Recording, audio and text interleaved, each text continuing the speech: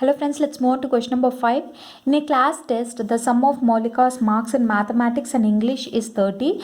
If she got 2 marks more in mathematics and 3 marks less in English, the product of her marks would have been 210. Find her marks in 2 subjects. So they asked us to find the marks of Molika in mathematics and English.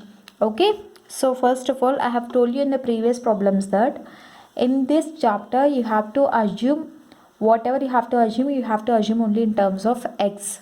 So here let me assume let Maulika's marks Maulika's marks in mathematics equals to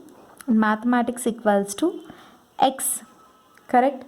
Let Maulika's marks in mathematics equals to x. So it's given that sum of marks in mathematics and English equals to 30. So sum of marks, so given sum of marks in maths and English equals to how much? It is 30. So we know we have assumed marks in mathematics equals to x, right? So x plus marks in English equals to 30. Therefore, Maulika's marks in English equals to 30 minus x. Correct? So here this is, you assume it as equation 1 and this as equation 2. Okay. If she got 2 marks more in maths, so 2 marks more in maths means what? How much will you get? Equals to x plus 2. 2 marks more in maths means you will get x plus 2 marks, and 3 marks less in English means what? So 3 marks less in English equals to means what? So English we have assumed it, we got it as 30 minus x, and 3 marks less in English means 30 minus x minus 3. 2 marks more means equation 1 plus 2, and 3 marks less in English means equation 2 minus 3. So here what do we'll get? We'll get it as 30 minus 3, it becomes 27 minus x. You assume this as equation 3 and this as equation 4. Clear? So now what is the condition here? So if 2 marks more in maths and 3 marks less in English, the product of our marks would have been 210. It means nothing but equation 3 into equation 4. What do you get? You'll get 210.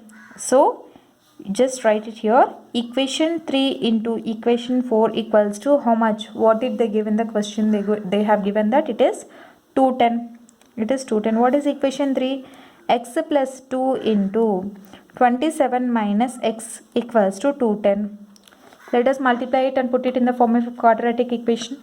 So x into 27 becomes 27x minus x square plus 54. 27 to z is 54 minus 2x equals to 210. So send this 210 to the left hand side. What do we get? So here x square it is minus, so I am sending all these terms to the right hand side so that x square will be in terms of positive. X square plus minus 2x plus 27x means what does it become? It becomes plus 25x. When it goes to the right hand side, it becomes minus 25x. So plus 210 minus 54 equals to 0. X square minus 25x plus 156 equals to 0. Let us find the factors for 156. 12 ones are 12 13s are. So it satisfies, and sum also it is satisfied. X square minus 12x minus 13x plus 156 equals to 0. So x I am taking common. X into x minus 12 minus 13 into x minus 12 equals to 0.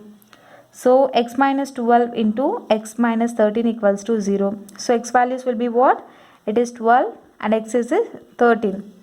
When x is 12, x what we assumed it as marks in maths is x. When x is 12, what is 30 minus x? 30 minus x is nothing but 30 minus 12. What is that? It is 18.